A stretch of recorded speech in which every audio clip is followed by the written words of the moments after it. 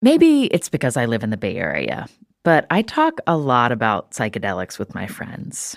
Experiences we've heard about, questions we have, the evolving regulatory regimes around them, whom to trust about their potential and their risks. It's exciting to learn about them. The emerging science of how some psychedelics can help facilitate new neural pathways, literally create new patterns in how our brains react to and make sense of stimuli. That science is developing rapidly about what psychedelics could potentially treat, from depression to PTSD to anorexia, and the rules from state to state are also changing quickly. Oregon became the first state last year to license service centers that offer regulated psilocybin therapies. In California, where I live, the legislature voted to decriminalize plant-based psychedelics, but Governor Gavin Newsom vetoed that. An effort to legalize regulated access to psychedelics in settings where use is facilitated just died this session because of its cost. In Colorado, where my guest this week, Jim Harris, lives, voters approved a ballot initiative in 2022 to decriminalize possession of psychedelic mushrooms and a few other psychedelic substances. Jim has used psychedelics recreationally and also when he fell into a deep depression 2 years after a spinal cord injury left him partially paralyzed. In our conversation this week, we talk about that, including when Jim recovered a long dormant sensation in his hamstring while he was on mushrooms at a music festival. My decision to take psychedelics was kind of motivated by FOMO, really feeling like an outsider, feeling really self-conscious about my disability and about how strangely my body moved in this crowd of people that are like dancing and swaying, and I'm like, I couldn't even shuffle my feet. This is Death, Sex, and Money, the show from Slate about the things we think about a lot and need to talk about more. I'm Anna Sale.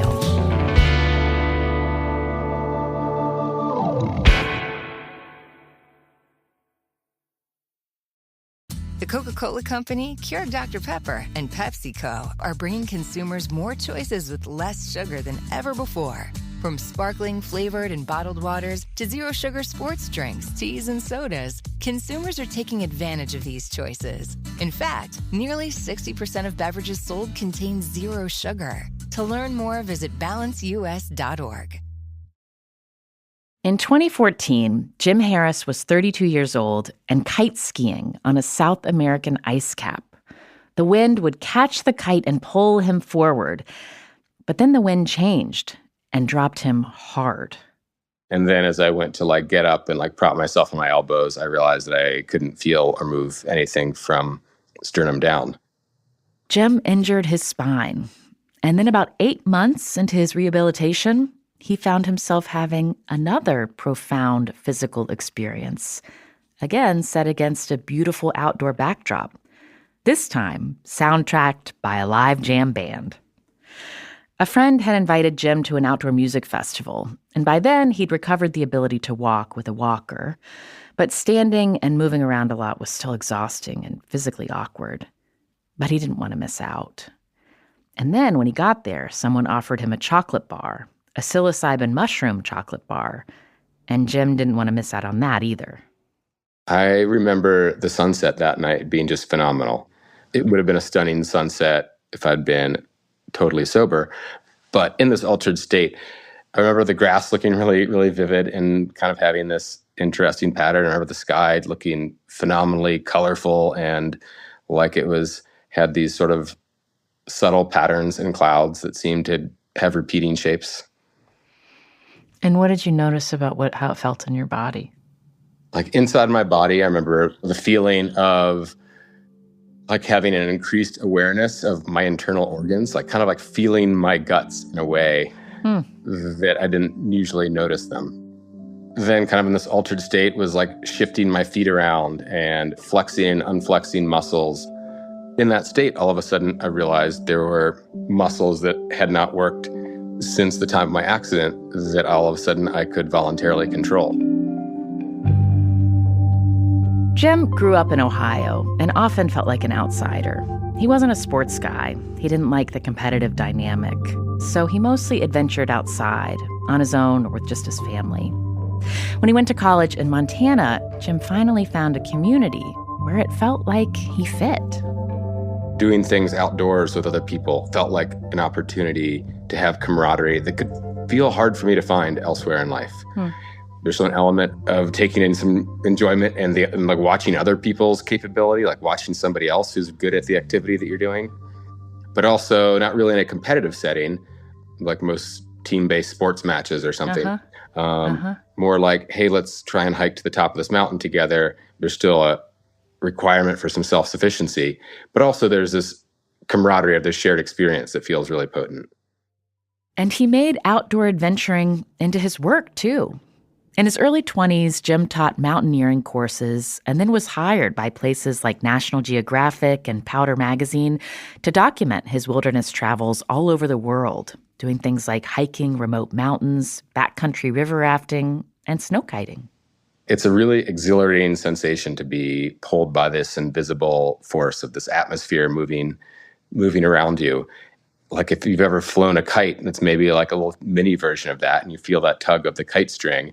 But this is a big enough tug that it can, on a slippery surface, like on snow with skis, it'll pull you across the snow. And so there's this moment of acceleration when the wind first catches the kite. And then there's an awful lot of interactivity where there's a handlebar that's used almost like, marionette strings, where the kite's very maneuverable, where you can steer it side to side. And so the skill set, or part of the skill set, is around this attention to where the wind is in relation to your body and in relation to the kite. So on the one hand, I'm imagining it feels like you're sort of, like tapping into this force that's bigger than you.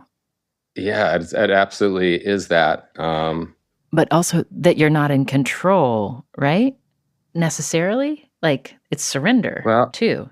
There's an element of surrender to it. Like, I do a lot of river paddling, and river activities have a lot of that, where you're like moving with the current. You can learn to read it and use it and navigate through it. But ultimately, it's kind of this collaboration between the person who's paddling, the person in the water, and then the river itself. And the river itself is this enormously powerful kinetic force that is fun to interact with, and it's also really humbling in a way that there often feels like a spiritual element of like interacting with a force that's a large and powerful thing that maybe I don't have awareness of in my normal day-to-day. I've never considered like a river current and the wind being, cousins of forces that you can kind of appreciate and tap into. I like that.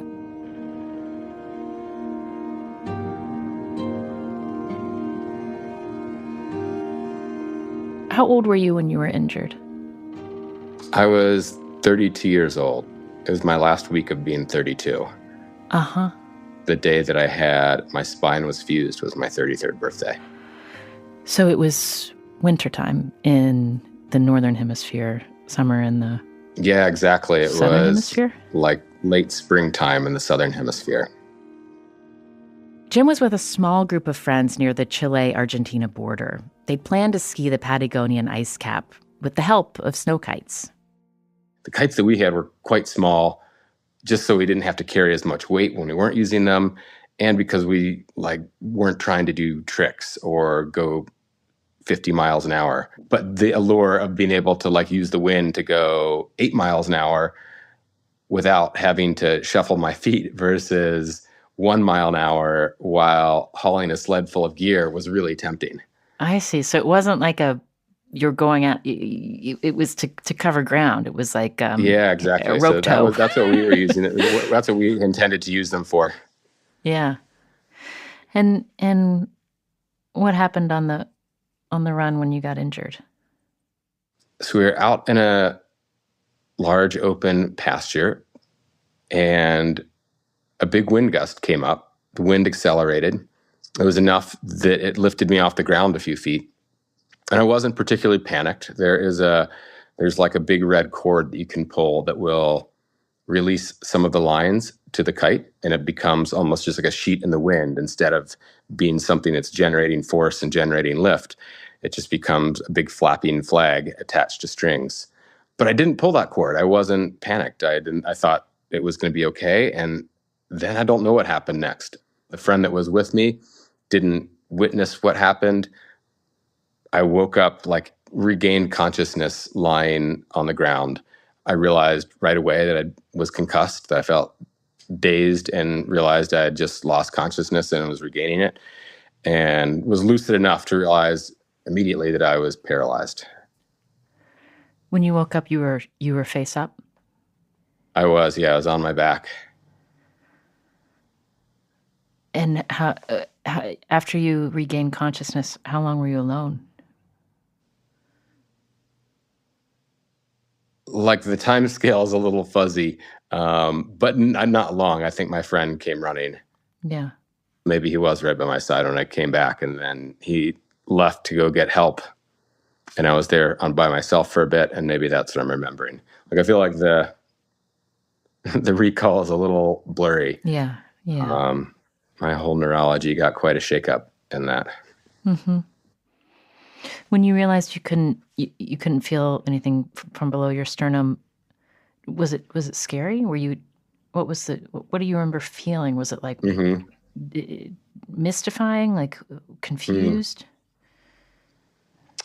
I felt fairly calm and resolute in that moment. One thing I've learned about myself is that I tend to have a fair amount of composure in really stressful moments. And then in the aftermath, once the acute crisis has moved on, then all the flood of emotions come in. Yeah. But I remember being backboarded and carried for a distance. I remember cracking jokes while being backboarded. Oh, really? What were you joking about? One of the things I remember being a little like joking cynically about was friends would encourage me to make more art beforehand. And I felt like I never made time or space for it in life and didn't prioritize it. And, but it was something that, like, for years, people would gently and kindly give me this encouragement. It's like, you should do more of that. And I was like resistant to it and busy, preoccupied elsewhere. And so on this backboard, I remember being like, well, I guess I've got more time for art now. Whoa. That makes me emotional. Like, you're immediately thinking, like, how will I spend my time? Like, you're casting forward on this backboard. Like, that's I mean, there's probably some like psychological coping there. Yeah. But yeah, I think that it seems like that gallows humor comes up a lot for people in really sad and gory and traumatic times. It took a few hours, but eventually Jim was transported to a hospital in a small Chilean city. I don't think there was much night staff on duty. I think I got left on the rigid backboard overnight and not moved to a hospital bed till the morning. So you were in a foreign country in the Southern Hemisphere in a hospital. Were you comfortable with Spanish? The medical situation was so far above my level of Spanish competency. I leaned really heavily on Google Translate. Jim had the use of his arms, but was paralyzed below his rib cage. He had full lung function, but his abdominal muscles didn't work. He stayed in Chile for another week and then was transported back to the U.S. for surgery. Coming up, Jim begins the slow and hard process of rehabilitation. I think I had really, out of naivete, made up my mind that I was going to have a recovery and use all of the resources and all the willpower that I had at my disposal to like shift the course of the outcome. And I wonder if I would have had that same sort of drive and optimism if I had known right away or knew what I know now about spinal cord injuries.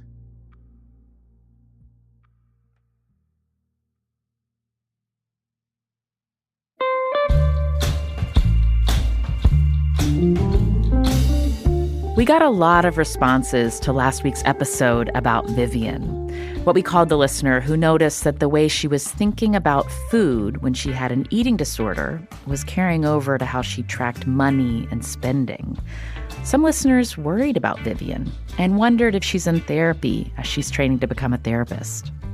I was kind of disappointed in the episode I just listened to. Mainly, Vivian seems to me, well, I shouldn't diagnose her. A lot of what I heard sounded really familiar as somebody who has dealt with OCD my whole life. And I was disappointed in the lack of a bigger conversation about mental health with Vivian and what she's doing to take care of herself. Vivian told us that going to therapy is part of her training to become a therapist. And while she's in school, she's been learning other new ways to take care of herself. And there are so many things I've learned, but I just want to touch on one, which is mindfulness. For a long time, I hated this word. I hated this idea. I thought to myself, like, how are taking 3 deep breaths going to keep me from going back into anorexic tendencies? Like, I don't understand what any of this means.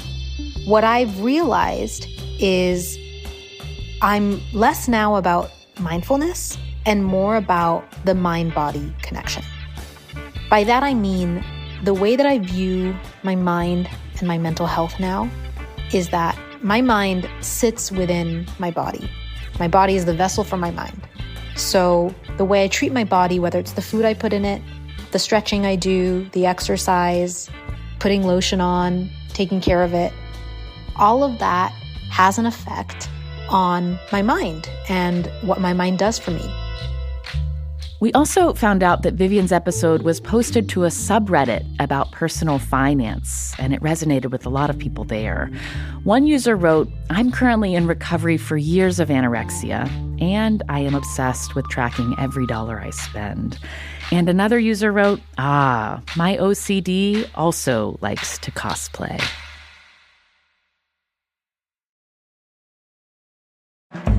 I am feeling the change of season coming.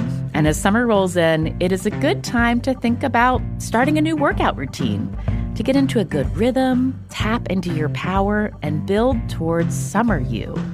Peloton can accommodate to whatever your schedule fits, with a variety of class links to choose from. Even if you only have 5 minutes, Peloton has classes for you, giving you the flexibility you need to move your body. There's a class for every goal and mood. Not into running? Take a walking class. Need some grounding? Try yoga. Ready to level up? Go for their Pilates or HIIT workouts. Peloton makes the process easier with personalized recommendations and guided programs that take the guesswork out of working out so you can jump right in. Whether you prefer to run outdoors, row or ride at home, or strength train at the gym, Peloton has something for you. Get a head start on summer and try Peloton risk-free with Peloton Rentals at onepeloton.com/bike/rentals. This show is sponsored by BetterHelp. Each of us carry around different stressors, big and small.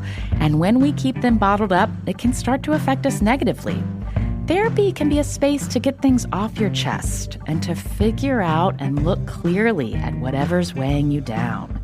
I know for me that just giving myself some time to reflect in therapy has helped me realize when something big has been bothering me, instead of just noticing all the ways that I express that stress by getting irritated at things that aren't the cause of it deep down. Therapy helps me understand what I'm feeling and how to take responsibility to shift what I can. If you're thinking of starting therapy, give BetterHelp a try. It's entirely online. It's designed to be convenient, flexible, and suited to your schedule. Just fill out a brief questionnaire to get matched with a licensed therapist and switch therapists at any time for no additional cost. Get it off your chest with BetterHelp. Visit BetterHelp.com/deathsexmoney today to get 10% off your first month. That's BetterHelp, HELP.com/deathsexmoney. This is Death, Sex, and Money from Slate. I'm Anna Sale. After Jim was transported to the U.S., he was confronted with the extent of his injuries. He'd fractured 9 vertebrae, and he had surgery to relieve the pressure on his spine and fuse 5 vertebrae. That went well, restoring some nerve function and proper blood flow that had been cut off. And a few days after the surgery, he was able to move his right big toe. A few weeks later, he could lift his right leg a bit. But Jim did not know how hopeful he ought to be. My neurosurgeon was very circumspect in not giving me any definitive prognosis. He was like, well, we'll just have to wait and see. Like, this doesn't look great. Like, these circumstances here are really not ideal. But I wasn't told that I wasn't going to walk again. Jim transferred to a different hospital, Craig Hospital in Colorado, which specializes in treating brain and spinal cord injuries. He spent 5 months there doing intense physical therapy. Eventually, he made enough progress that he was able to become an outpatient. It was a slow shift from wheelchair to walker. And by about 7 or 8 months post-injury, I really could only walk a few steps with a walker at a time. I was like living in an old folks home where my parents had been able to rent themselves an apartment, and I was staying with them. And so you were in a literal old folks home? Yeah, I was the youngest person there by decades. Would you compare walkers with your neighbors? I like this idea of you're surrounded by people who are also using walkers. Oh, that was like absolutely surreal and a little bit comedic. People who have moved to this assisted living facility are all in these sort of a degenerative phase of life where they've moved to this facility to help soften that landing as they lose different degrees of independence bit by bit. So I was like a minor celebrity there. The first time I came down through the lobby, which was a real congregating area, came down through the lobby with a walker instead of a wheelchair, I got a standing ovation. Oh. So people there were so sweet to me. Were you in a relationship at the time of your injury? I was in a 7-year relationship that ended about 2 weeks prior to my injury. Okay. That's a lot. It was a long and committed relationship that was really wonderful. And eventually we got engaged, and that engagement brought up all these questions of what married life would look like for each of us. And through that, we realized that we had some very diverging aspirations. At the time, I was traveling a ton and was on this very adventure-y track of traveling the world. My girlfriend at the time really wanted me around home more and was really kind of shifting more into like wanting more domesticity and safety and security that were really normal and sane things to want in her early 30s. And I was not there yet. And I didn't want to give up this life of travel and adventure and of being footloose. We went to some couples counseling, and the nail in the coffin after a number of sessions was this therapist saying something like, you two are both pretty articulate. You're both fairly self-aware. Like, I think you can talk through this specific instance of this disagreement, but ultimately maybe there's some differences in values here. They're going to keep coming up and keep causing conflict. And this is going to be something that you two keep dealing with year after year. And she's like, a lot of times in my experience, couples with these sort of differences, it doesn't work out for them long term. And then she added, like, but maybe you guys get 5 more really good years out of it. And those last words felt like gutting. I remember we went to a coffee shop and cried in each other's arms, like, so we're going to just keep doing this until we can't stand each other, until we're really, really resentful and bitter. So in some ways that separation, I think there was some mutual compassion of like, maybe there's something better out there for you. Mm.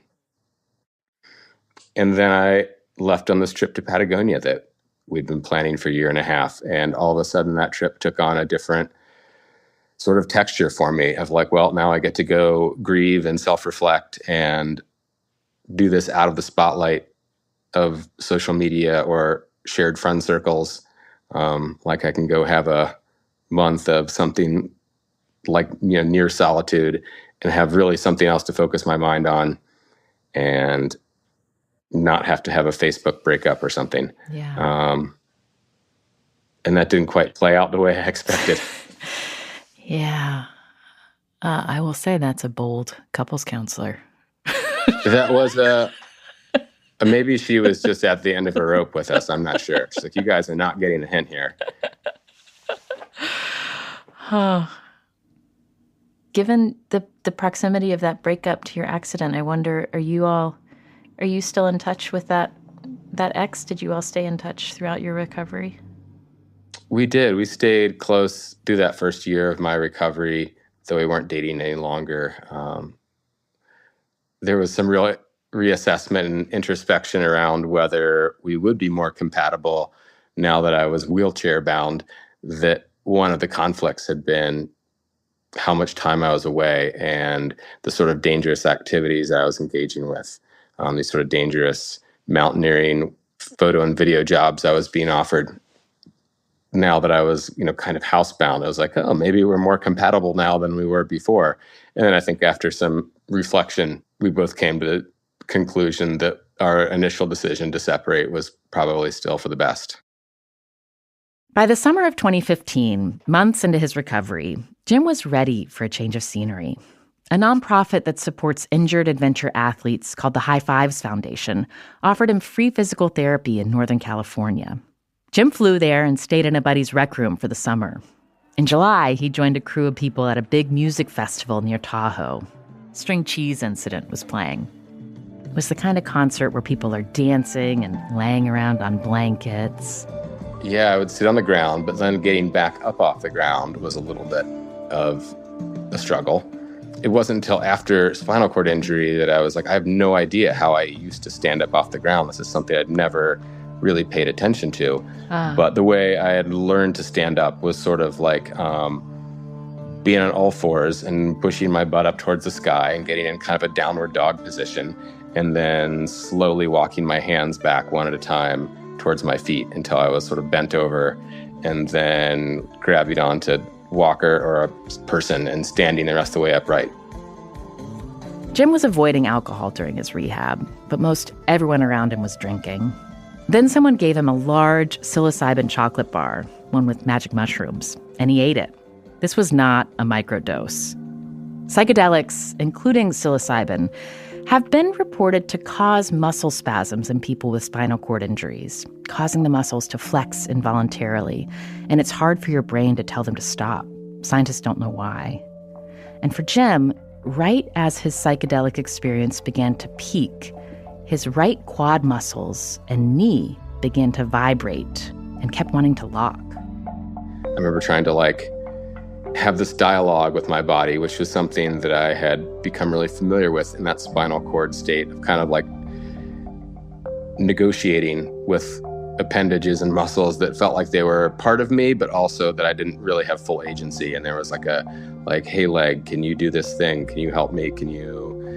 Let's all do this together now. And movement through spinal cord injury began feeling like a lot more of a team effort versus whatever the center of my consciousness is extending out to my fingertips and toes. Mm-hmm. And so I remember being okay, muscles, let's take a deep breath, and can we unlock? Can we stop doing that?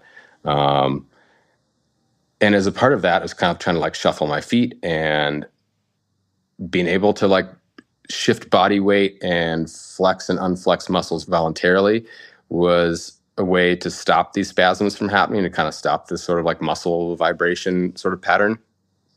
And in that process, all of a sudden I realized there were muscles that had not worked since the time of my accident that all of a sudden I could voluntarily control. When you start noticing that, Jim, are you telling people around you, I'm noticing something in my leg? Yeah. And what was the response like? Yeah. Were people, was there an awareness that among the people you were with that psilocybin could have that kind of physical manifestation, or were people sort of wowed, and was it mysterious? It was mysterious, and it wasn't really even the center of the attention at the time, because there was like this amazing sunset happening. There was a headlining act playing like It's a jam the band crescendo happening. of their People set. are swaying. There's like thousands of people around. Like there's like a lot of stimulus overload happening, right? Yeah. But I do remember having conversations about it, like, hey guys, look what I can do. And my physical therapist had been assigned to my case, was there, and had seen my progress for months, and all of a sudden, like, look what I can do. And she was like, oh, did that like just start happening in the last couple weeks? And I was like, no, it just started happening like right now. When that day was over and you started noticing the trip was ending, like, were you afraid it was going to go away? It did seem like it got weaker as that psychedelic experience kind of came to a conclusion, like that ability to control that muscle was not as strong as it had been a few hours earlier. So I wasn't sure if that meant that it was from the psilocybin itself or just from fatigue. But it really wasn't until like maybe the next day where it seemed like there might have been a cause and effect between the psilocybin dose and these muscles that still were working the next day. I was like, also still a possibility that it's all a wild coincidence, and that was just happened to be the exact moment that some nerve pathway that had been healing for 8 or 9 months finally made the connection. You're saying it could have just been that? You're not sure? I think if we're being really scrupulously analytical about it, like that would be a reasonable thing to say, right? Like I feel like I have a feeling, an inner sense, an emotional feeling or a suspicion that it was related to this psilocybin experience. But I think kind of from a really hard rationalist sciencey view, there's an argument that this was like, those were two unconnected events that just happened to co-occur. And did that functionality with your right hamstring from that day, was that a milestone of recovery that you've got functionality that stayed? Yeah, it was a milestone. A milestone, but not an end. Alongside his physical rehab, Jim was also struggling with his mental health. It hit a low point 2 years in. Nerve recovery from a severe accident like mine is thought to more or less wrap up after about 24 months. And so by about 2 years out, whatever disability someone has is probably what they're going to be left with for life. And so that was a milestone that I had in my head. And right as that 2-year anniversary hit, I was laid off from my job, and the 2016 election had just happened. I broke up with someone that I'd been dating, and a pet died. And it just felt like there was all this kind of like series of tragedies that any one of would have been hard, and then in aggregate was really destabilizing. And part of that, I ended up in this depressive state where it felt like, compared to the life that I had led before my accident, pre-injury, that nothing was ever going to be that good again. Mm-hmm. That I had like hit some sort of a high water mark, and that things were never going to be that happy, that joyful, that connected, that successful ever again. And that felt pretty despondent. Like, wait, what is the point of any of this if it's just a downhill slide towards the grave from here? And you're turning 35 that year? It's 2017? Yes, I think so. Uh-huh. So you're a young person, and you're looking at a long downward slide. And and how long did that sort of heavy, dark period last? It's hard to answer like what a definitive end point for that was, but it felt like a long, slow crawl back out of a hole. In some ways, I still face some of those challenges, though I don't think I'm depressed right now. But I think there was a real reckoning with some of my worldviews and values where some of the ways that I understood myself felt like I hit a dead end. And it's an uncomfortable shift to find new ways to see the world, new ways to find oneself. Did you have psychiatric help during that time? Yeah, I did. I started seeing a therapist. I saw a psychiatrist and was prescribed antidepressants. I was really only on them for a few months and then weaned off of them and had begun building some self-care routines and structure into my life that seemed to support me better than those drugs did. What for you did you not like about antidepressants? It wasn't that I didn't like them. It was just like it didn't feel like a solution. It just felt like a Band-Aid of I like see. this is help. This is absolutely helping, but this is like palliative. This isn't something that's offering me a new way to move through the world. And being on antidepressants for life didn't seem like something that I wanted. But I do think they really supported me in an awful lot of journaling and reflection and contemplation and starting a personal meditation practice. I've attended meditation retreats and some spiritual retreats and like engaged with the things that would have seemed very woo to me prior to my injury. And then since then have found ways to be like, this doesn't have to be the only lens that I view the world through, but maybe there's some real value in having a sense of spirituality, of having a place for mysticism, of seeing the world in a way that's a little bit more alive than a really rationalist viewpoint might describe it.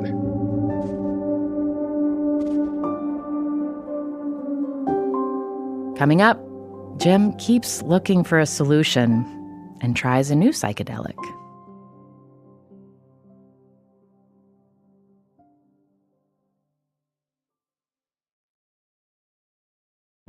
This episode is brought to you by Fail Better, David Duchovny's new podcast with Limonada Media.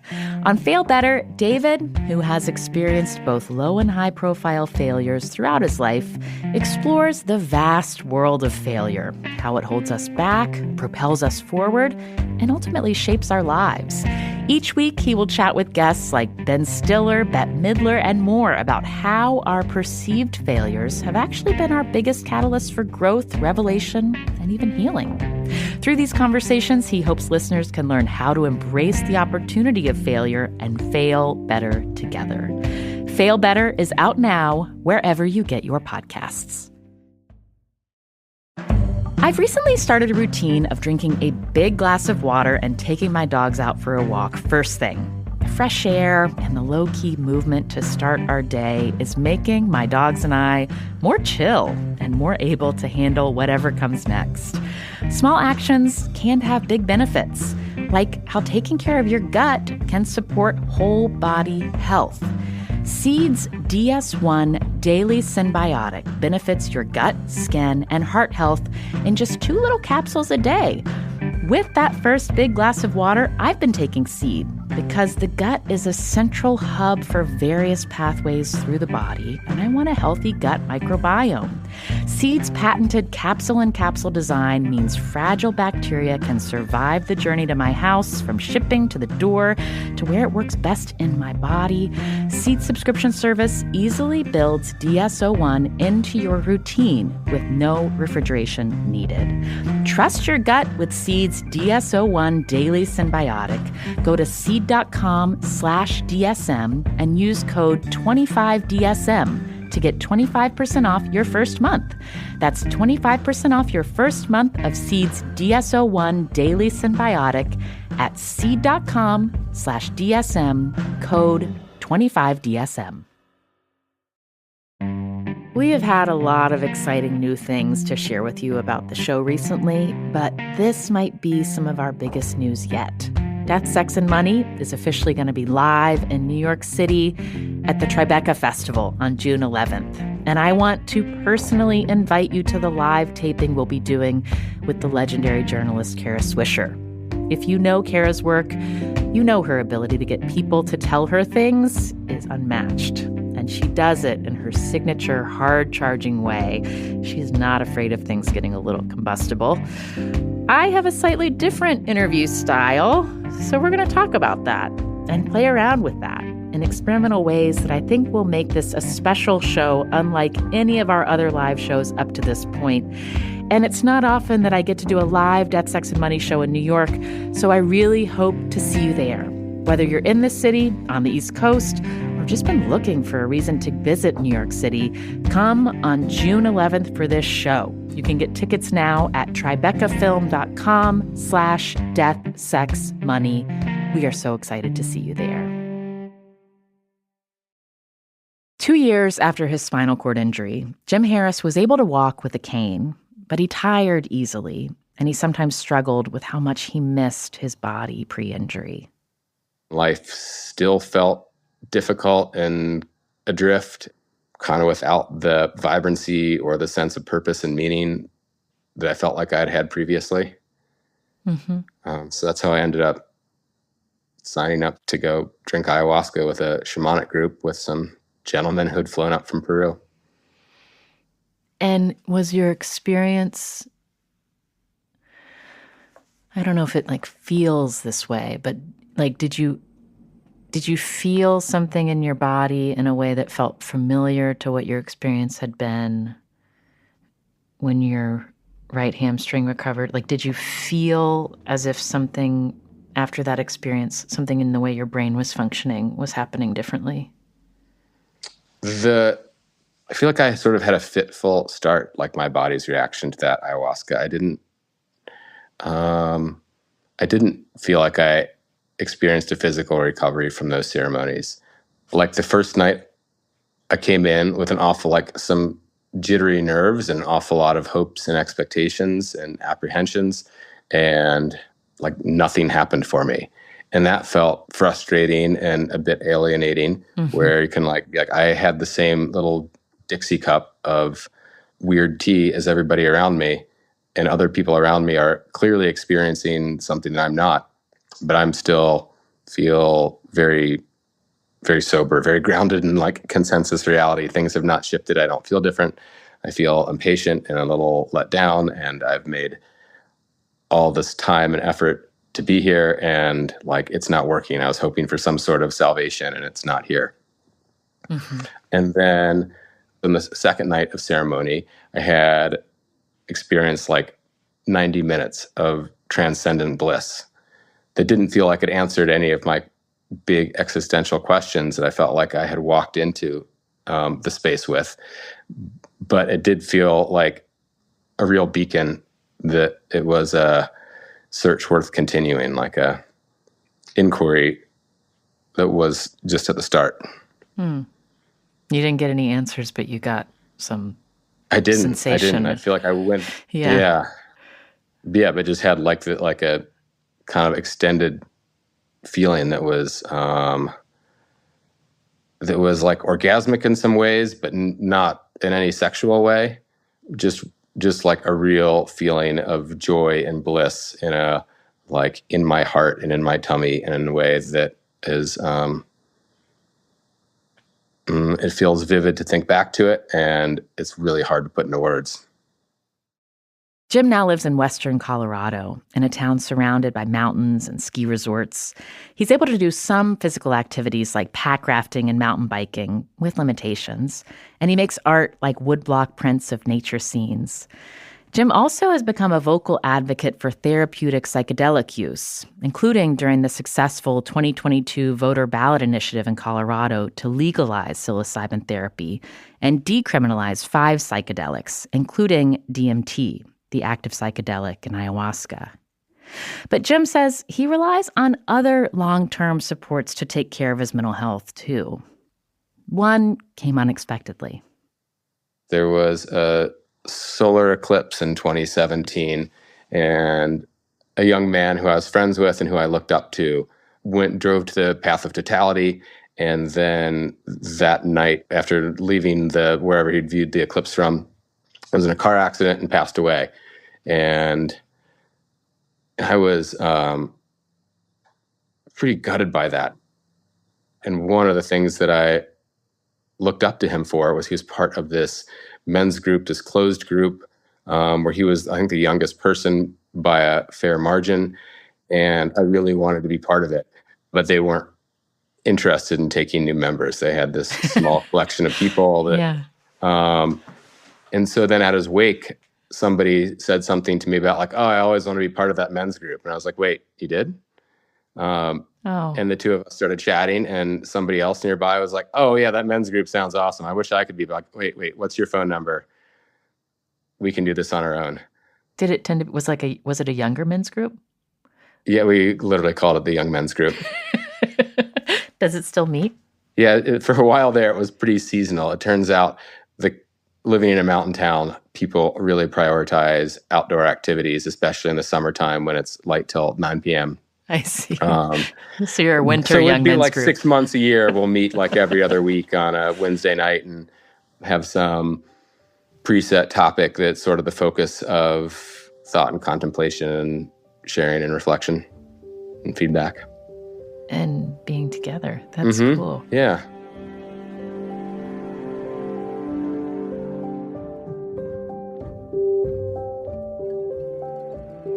Can you describe for me where you notice your accident now in your body?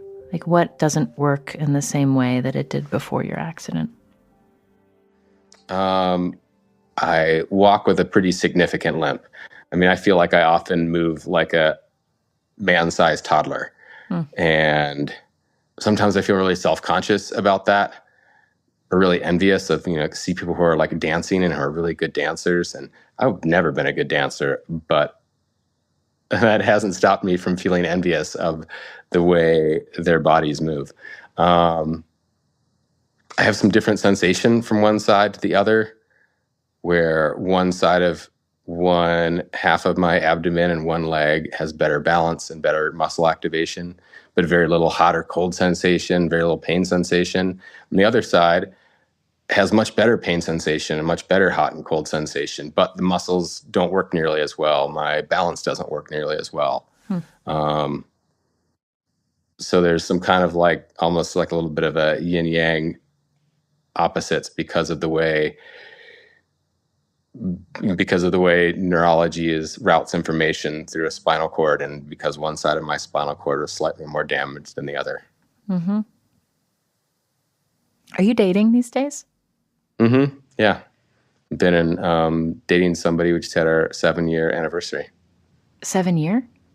That seems significant. So is this officially now your longest relationship? I think maybe just about the longest relationship for either of us. What's that like? How's it going? Oh, it's great. Relationship life is so lovely.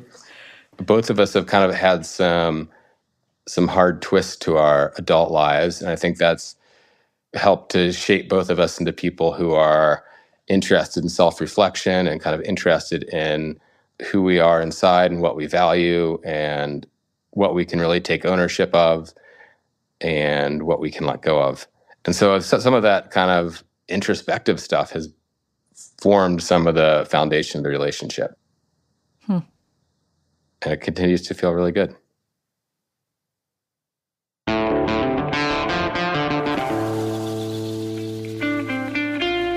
That's Jim Harris.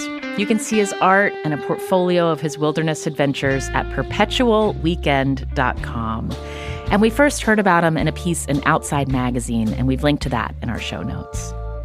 This episode was produced by Andrew Dunn.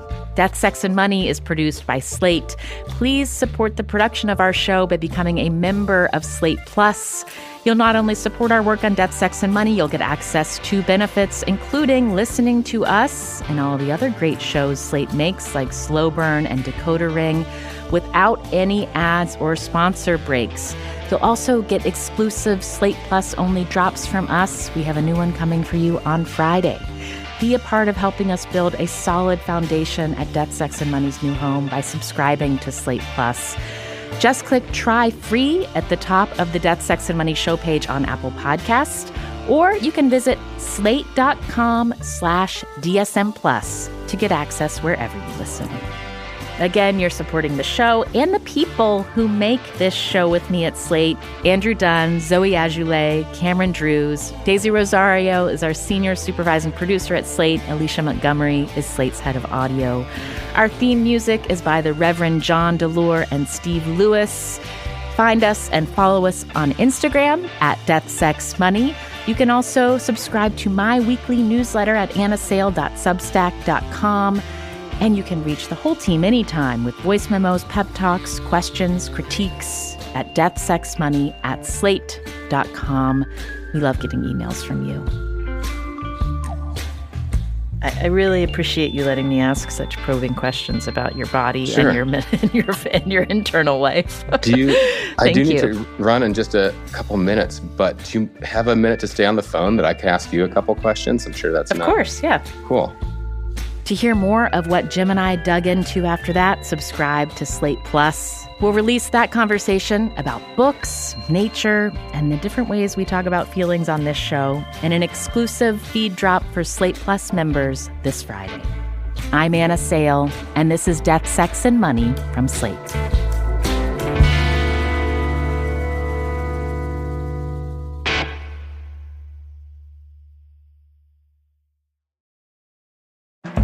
Spring is a great time to start a new workout routine, and Peloton accommodates you with a variety of classes and lengths to choose from, even if you only have 5 minutes.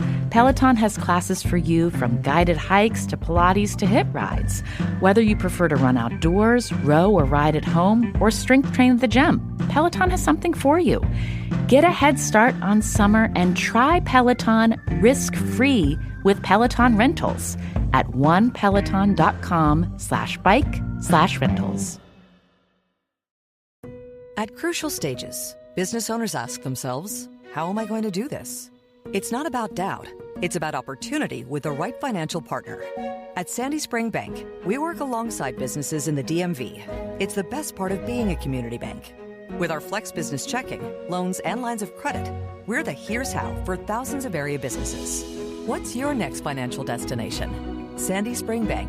Visit sandyspringbank.com/business. Member FDIC.